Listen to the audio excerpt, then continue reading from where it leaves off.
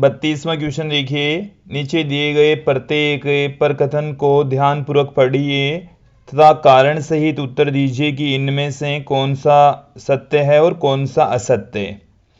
तो देखिए, लौटनी गति करते समय बल उसी दिशा में कार्यरत होता है जिस दिशा में पिंड का द्रव्यमान केंद्र गति करता है।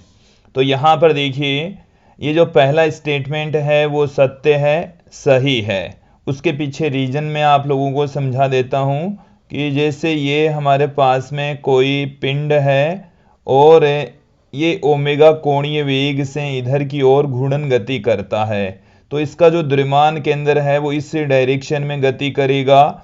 और जब ये इधर की ओर घूमता है, इस डायरेक्शन में घूमता है, तो इसके ऊपर घर्षण बल इस डायरेक्शन में काम करेगा। तो घर्षण बल F तथा V दोनों एक ही डायरेक्शन में होंगे। ये जो स्टेटमेंट है वो सही है, सत्य है।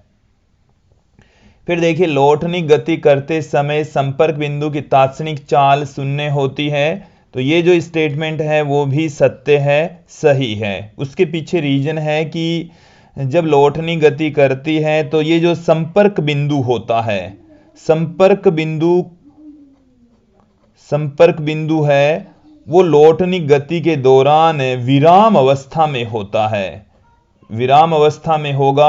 और जब संपर्क बिंदु विराम अवस्था में है तो उसकी जो तात्क्षणिक क्षण विशेष पर जो चाल होती है वो शून्य होगी। तो संपर्क बिंदु का चाल शून्य, ये जो स्टेटमेंट है वो सही है।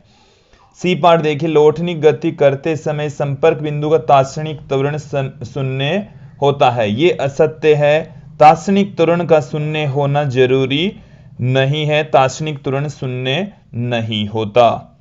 फिर डी पार्ट देखिए, परिशुद्ध लौटनी गति के लिए घर्षण के विरुद्ध किया गया कार्य शून्य होता है, ये स्टेटमेंट भी एकदम सही है, सत्य है। उसके पीछे रीजन समझ लीजिए कि जो कार्य होता है वो बल गुणा विस्थापन होता है, और संपर्क बिंदु है, जो संपर्क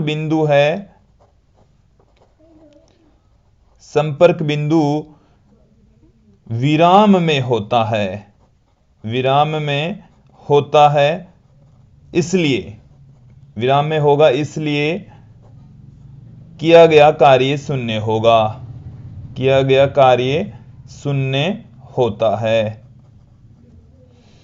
उसके पश्चात इसका अंतिम पार्ट ई पार्ट देखिए, किसी पूर्णतः घर्षण रहित आनत समतल पर नीचे की ओर गति करते पहिए की गति फिसलन गति होगी।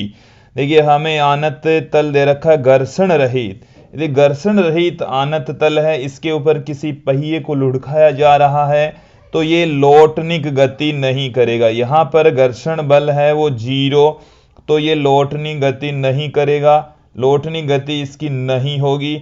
ये सिर्फ फिसलन गति करेगा, रेखीय गति करेगा, फिसलन गति होगी इसकी। तो ये जो स्टेटमेंट है वो भी सत्य है, क्योंकि लौटनी गति के लिए घर्षण बल आवश्यक है, लौटनी गति के लिए घर्षण बल की आवश्यकता होती है, घर्षण बल के बिना लौटनी गति नहीं होगी।